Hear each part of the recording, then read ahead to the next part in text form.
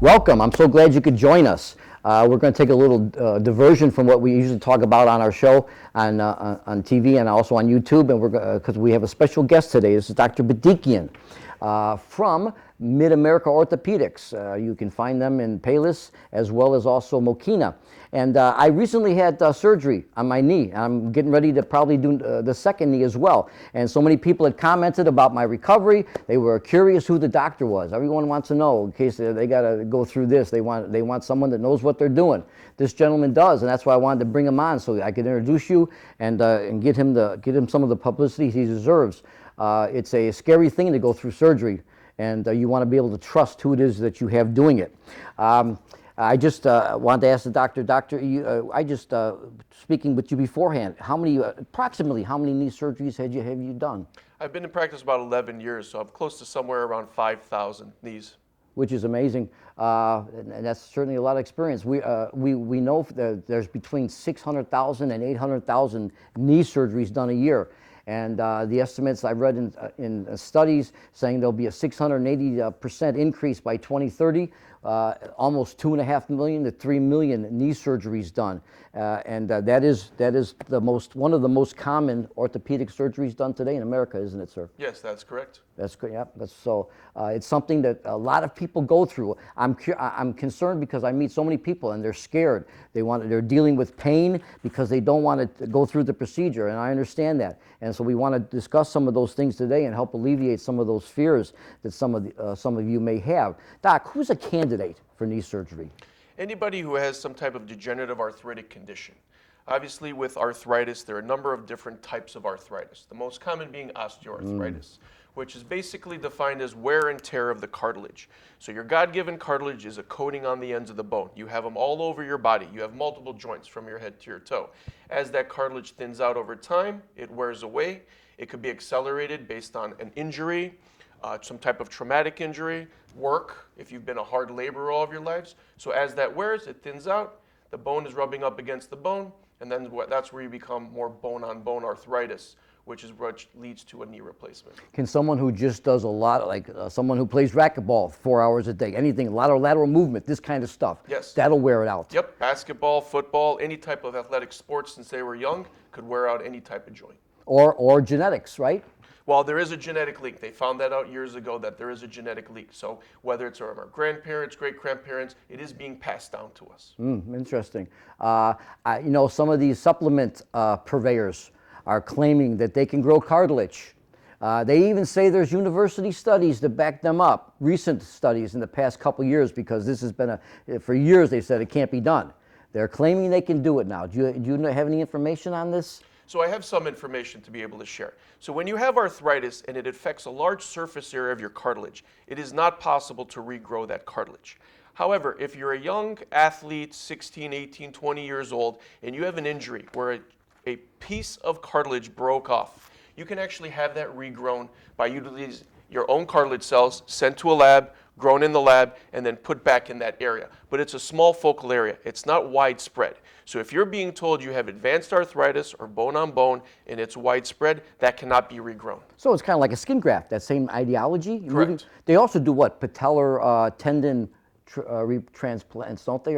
So it's reconstruction using your own harvested tissue or cadaver tissue, depending on what the injury is or whatever the reconstruction is. Now, you mentioned when I asked about who's a candidate, you gave us some answers. I also understand that there's certain age groups that we prefer to do it in. I've read stories, testimonies where some doctors have said, no, I'm not going to do it. Come back in 5 years because of the age. Correct. So the age is a big problem. There's only certain longevity to the implants. At best, with the research, it's somewhere 15, 20 years. Right. The older you get, the slower you get. So the longer the implant should last. But if you're younger, whether it's your 30s or 40s or 50s, you still have a long life to live. With the life expectancy increasing, for women it's up to 85 years old. So if somebody's going to live into their 80s, they're going to have a second or third surgery if they had that first surgery when they were young. So that's the issue. But if you have a degenerative condition where you're bone on bone, you may not have to be able to make a good decision about waiting. You may have to make a decision to have that joint replaced. Exactly. I just read the oldest woman, 107 years old. in the UK, I think it is. The Yeah. oldest woman to have a knee replacement. It was, Okay. yeah. I think the gentleman who developed it, Dr. Charney, is it? Charnley. Yeah, the one who developed the process itself, wasn't he? Yeah. Yeah, that's very interesting. So someone comes into your office, they got pain. We don't know if it's a knee replacement. You're going to do an X-ray. Correct. That's correct. And you also have MRAs and CAT scans can be used? Correct. To go more detail to find Exactly. something? Exactly. Yeah, because there could be something other than just a transplant. There's Yep. all kinds of things. There's a lot that can go wrong with the knee. Absolutely. Yeah. Absolutely. And you do all of that stuff. Yep. Now, you know, when I was having, initially, I went through 2 years of extreme pain. And so there are things that you may try first before that. Even when I first saw you, you had brought these up, and I had already been through that. Steroid shots. Correct. We can try that. Correct. Yep. Hyaluronic acid. Correct. You can try that. Yep. And there's one more, radio frequency. You could do radio frequency ablation, which goes after the nerves, and basically they're your sensory nerves that provide pain to that area. So by using radio frequency ablation, you try to limit their function so they're not sending pain reception back into the body. So you try to basically burn the nerve. It works in some people, but because arthritis is an intra-articular inside the joint problem, you never get rid of that kind of pain. And so even by treating it with steroids, which are anti-inflammatories, the gel, medicines, pain medicines, anti-inflammatory medicines, even radiofrequency, that deep arthritic pain that some people have never goes away because the bone is rubbing up against the bone, and that's more of a mechanical pain that can never be eliminated outside of surgery. And another good point, the 3 things we mentioned, they're masking the problem. Correct. You continually have degeneration going on, right? Yeah. It keeps wearing, although you may not be feeling it as bad. Is there a point of no return? If people are watching today, they're putting this off, they're not doing it like I did for 2 years. Is there a point of no return where we can't do the surgery? Well, the biggest point of no return that I kind of tell patients about are their age. So if they're older in their 90s, you gave up to the example of a 107-year-old woman, that's risky because they've had that long life. You don't know how good their hearts are, their lungs, their kidneys, etc. Or they have a medical condition and that prevents them from having surgery. Right. So I have a number of patients who are older who have cardiac problems, heart failure. Well, there's a huge risk. If they have surgery, they could basically have a heart attack or their heart failure can overload them and that ends up killing them. So there's the point of no return. You're too old or you have a sick medical condition that your doctors won't let you have the surgery because it puts your life at risk. My dad had hip replacement surgery. He died 12 hours later. His heart failed. gave out, yep. So some of the, as we were talking about who's a candidate, BMI, weight, has a bearing on this, doesn't it? Correct. So the heavier a patient is, the more stress and load there is, the more they wear out their joints or even their replaced joints. You have to worry about those as well. Yeah, I mean, losing weight is a good idea just to begin with. Yep. It's phenomenal on a knee. You talk someone who's 50 pounds overweight. That's like 2 or 3 times body weight pressure, 100 to 150 pounds of pressure on those knees. Yep. Yeah. So if you, I started praying to lose. I lost 80 pounds in the last year and a half. It made a tremendous difference on my ability to get around. Well, if you think about it, the weight loss itself, the better you feel from the weight loss, it affects your mind, your body, and your soul. So by doing that, that is a huge thing that a patient can do well before they're even thinking about surgery or any type of treatment.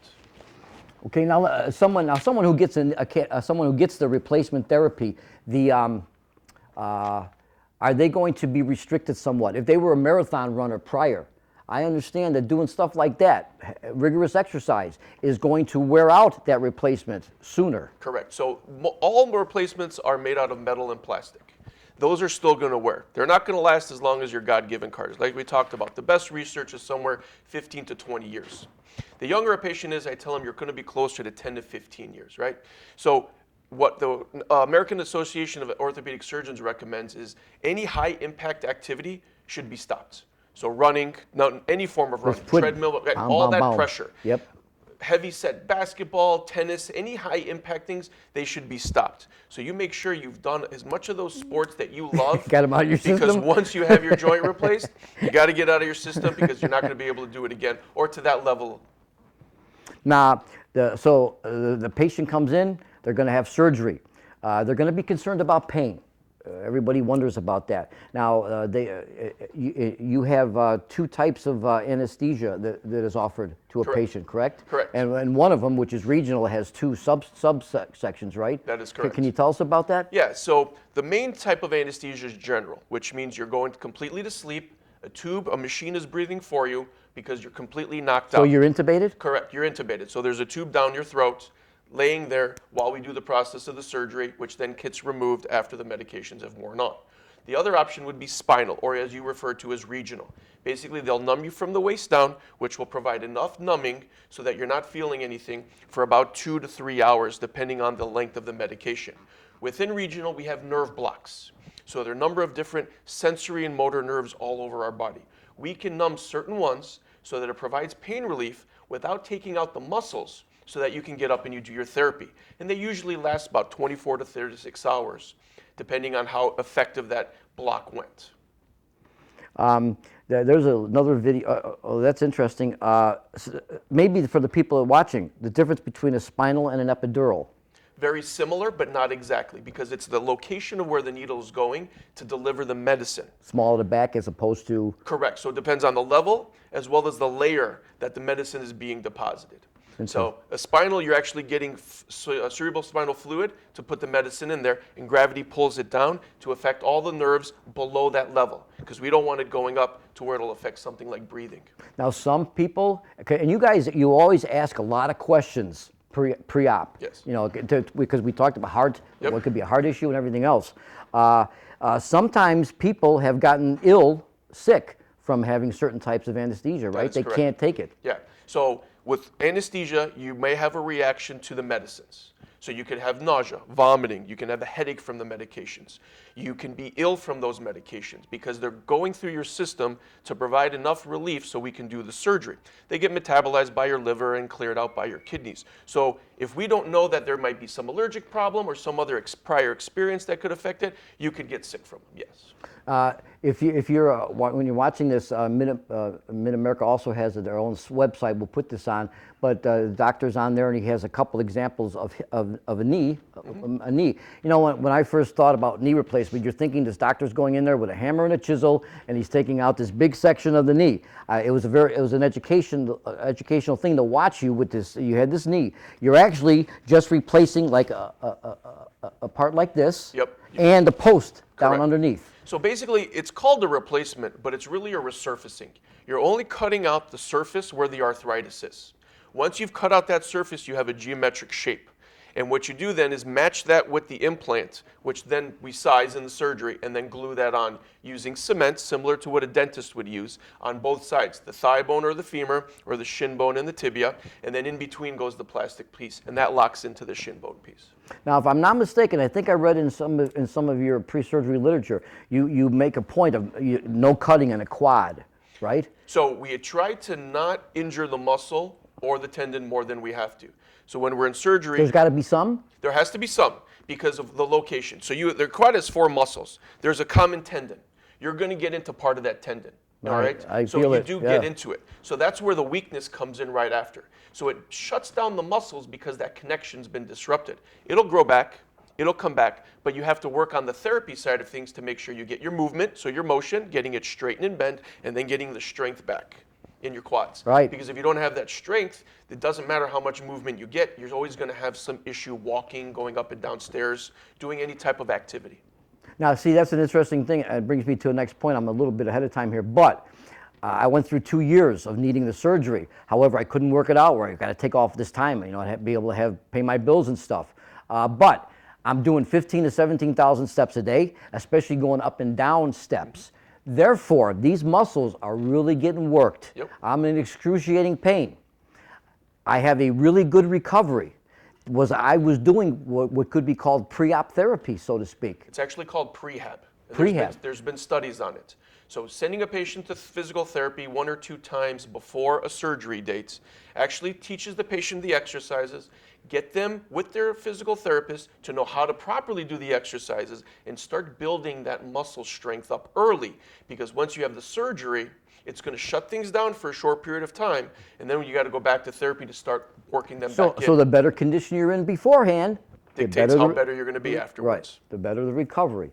That makes a lot of sense. So it does not hurt to do. A lot of people, there's what's the word about Sedentary. sedentary Yeah. lifestyles. Yeah. So they're not in good shape to begin with. These muscles of atrophy. Atrophy, yep. Yeah, they're not in good shape to begin with. Now all of a sudden, and this is trauma. Right. This is trauma happened to the body. Yeah. And so now they're going to try and recover from that. If they're not in good shape to begin with, it makes it harder. Correct. So no matter what your condition is, if you know you want to get surgery, it's not going to hurt to talk to your doctor and do something like that. Well, you should have an active lifestyle.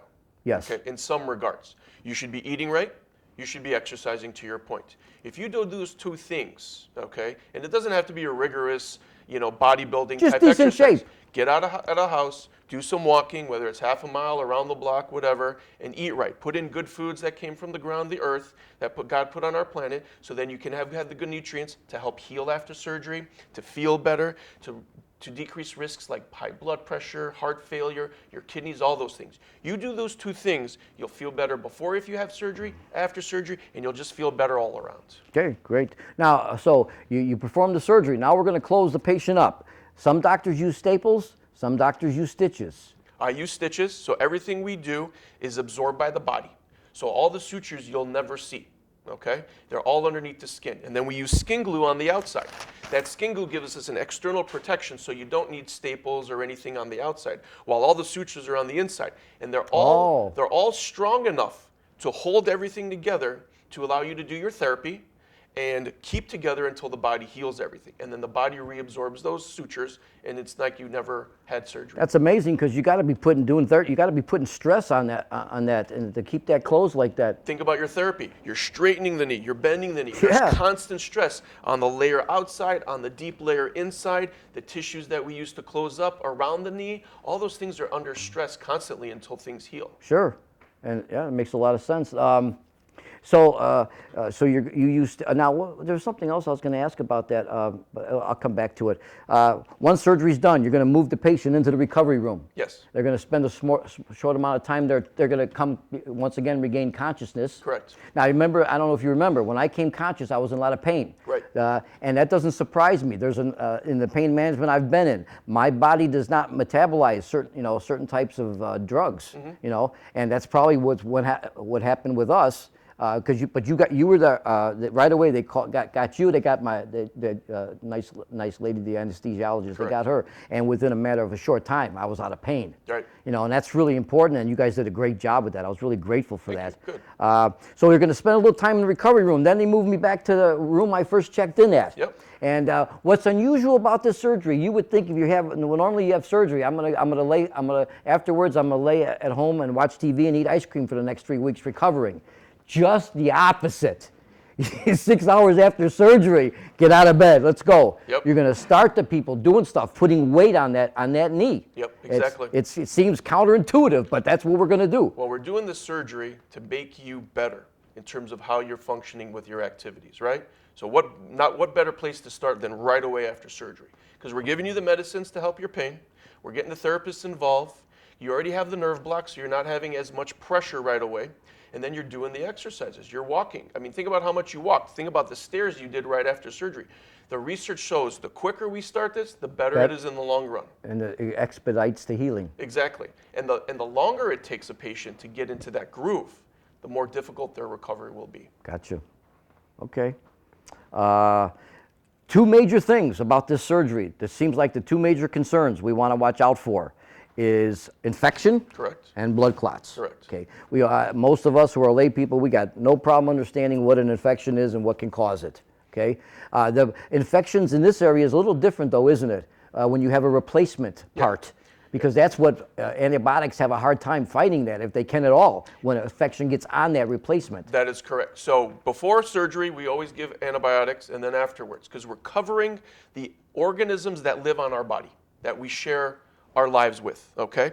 So we cover those. But you're right. If you do get an infection to set in, it creates a film called the glycocalyx, and it covers the implants, because it's shielding itself away from the white blood cells that the body forms, sends to that area to fight off the infection. And it's like the strongest shield you have, like a Captain America shield. Wow. Nothing can penetrate through it. That's why if you do get a knee infection or a hip infection, you're going to have another surgery to go To clean go it clean out. it out. And you're either trying to scrub it or removing the parts, whatever's best at that time, to be able to get rid of the infection, because the infection could almost hurt you or even kill you if you're a sick person. And for those watching, it's a very small percent. I don't know if it was like 1% of all these operations where that happens. In a healthy patient, it's less than 1%.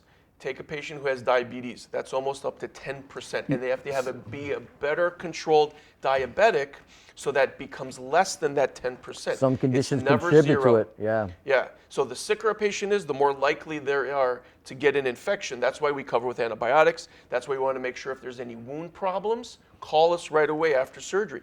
Tell us, hey, I'm noticing drainage or my wound opened up, and we're going to get you in right away because we want to catch something when it's small before it blows up and becomes a bigger problem. Besides the infection getting on that implant, also that skin, the scar tissue, that can get infected too, right? And because it's not live skin or something, Correct. it doesn't respond to the antibiotic. Correct. So in a similar process, if the infection gets into the knee, it can affect any part of the tissue, the bone, the implant, etc. Interesting. Okay, and of course, as I just mentioned, scar tissue. This is important. Scar tissue that starts to develop inside, especially, that causes pain. It rubs against the implant and everything else, right? Doesn't it? Correct. So that scar tissue is the layers on the outside and the inside that are forming that can get trapped in between the implants. So your knee wants to move, straighten and bend. Well, that tissue forms like it's a film on the inside, and it could get in between the crevices of the implants.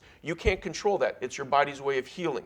So in that case, sometimes patients have to have it cleaned out if it becomes symptomatic or painful, or it catches or locks or anything along those lines. See, I even have a little keloid that developed on the outside. Yep. You know, and I know it's a keloid because the information says it's not on the incision exactly. It's a little bit off center because there's another type of Keloid. that develops if it's on the. Correct, because it basically raises the incision, because that's a separate way the genetics are healing. So instead of it making a nice, clean, smooth, indiscreet line, it bubbles it up all the way from top to bottom. Okay. Questions that came in, one of them was, and I know these are general answers because everybody's different. That's the thing about this kind of thing. People want to know, how long am I going to be doing physical therapy for? So I tell patients, you got to do physical therapy for at least 3 months. You have to do it regularly every week. So some people only do it a couple times a week. No, you have to do it by yourself as well as with the physical therapist, regularly, 7 days a week. You're having the surgery to get back to an active lifestyle. So go at this, make it a prerogative in your life because it's going to change your life. And the better you do, the earlier, the better it'll be in the long run. Great. Okay. And now once again, everybody's different. Some people, after 4 to 6 weeks, they're back to a lot of their regular activities. I also know of some testimonies of people who a year later they still experience some swelling, some pain. So this is there's a lot of variables involved, aren't there? Correct, yes. So what you have to understand is just because we're replacing the knee, we're treating that for the arthritis that you have. But there are the consequences of the healing, scar tissue, so on and so forth that, say, for example, stiffness. If a knee doesn't bend that well, it's going to swell. That scar tissue is going to get thick. It's going to be like a spider's web where it doesn't want to move. Well, that's a problem. And a year later, if the knee's not moving, they may have to have another surgery to clean out that scar tissue or change the parts because it's limiting how much they're doing. Who's a candidate for bilateral? Who can do that, two at one time? That's a very good question, and very few people are these days because there's enough research that's come out that shows that people who have them both done at the same time have a higher cardiac complication risk because you're in surgery twice as long, twice the amount of blood loss, strain, everything else. Exactly, twice the amount of anesthesia you're under. And so basically the research guides us and it says there's a higher risk. So I tell patients, listen, you could have them done, but if you're having already a cardiac problem, hypertension, we're going to check on your heart. We're going to order a stress test, send you a cardiologist, make sure things are okay, because if not, you're going to have a bigger issue and we should only do one. Who's a candidate for a partial knee replacement? So that's a very good question as well. Is specific certain people who have arthritis limited to one compartment. So there's 3 compartments: inside, outside, and then your kneecap. Right. If it is perfect on every other side, you can have a partial on the affected side. So if I only have arthritis on the inside knee and the rest of my knee is good, I can have a partial. But if there's other areas involved, more than 2, then you probably should have a total knee replacement. What about the ideology that, listen, don't do a partial. If we're going in there to do anything, let's just do the whole thing. The issue becomes what the disease process is, okay, and how it affects. Because if there's a good, clean area, why am I going to go Destroy violate it. that? Why- Exactly. If it ain't broke, why fix it? Exactly. Because, and the argument's going to be because in a few years, you're probably going to have to come back and get it done anyways. That's a possibility, exactly. And that there's limitations with partials as well. I see the concern that, well, the research shows that the partials only last about half the amount of time that the totals do. So do I want to undergo 1 surgery or 2? But if you have a patient who has really good cartilage on one area, why are we going to destroy or injure the other parts? Okay, great. We're almost out of time. I'd like to just briefly touch on hips because you do hips. Yes. A lot of the procedures and stuff are the same as far as how recovery and things like that, correct? Yes. As for the knees, it is a whole different surgery, though, of course. And is there a partial hip replacement, or are they always a full replacement? So it's usually a full replacement. There is a partial, but that's for older people who have broken their hip in a certain area. So we don't do partials on young people because of the longevity. The implant's going to wear away. So we don't want to do partials. There used to be something called a hip resurfacing, where they actually just touch the cap of the ball and the socket, but we don't do as many of those anymore because of the metal on metal problems we were having about 5-10 years ago. The statistics are very similar to knees. 80% are lasting 15 years, 70% are lasting 20 years. So that's very interesting. Besides infection and blood clots, which are just as possible with a hip replacement, right? Correct. You also have a dislocation. Correct. Which is something you probably don't experience with knees like you would with a possible hip replacement, right? That's correct. So when you go in to do a hip replacement, you run the risk that the tissue affects the stability. So if you have good stability, the tissue is good, it's not going to pop out unless you have some type of fall or injury. Okay, well, great. I want to thank you so much for spending time with us and sharing and enlightening people. I want to educate people. If you're considering this, man, I tell you, I don't let no one cut my knee open unless I trust them. I trust Dr. Bedikian. I think probably one of the best in the Midwest. So I want to thank him for coming on and sharing with us today. If you have questions, you may have your own doctors. Your primary care have to send you somewhere, but this man's available. Not long of a wait either. In the UK, you got to wait 6 months sometimes to get a replacement. That's socialized medicine, right? That's right. But if I needed to get, I was able to get in to see you in a couple weeks if I wanted. Yeah, and absolutely. I'll be back soon. Thank you for joining us. God Thank you bless for having me. Cheers. God bless. Good night. God bless.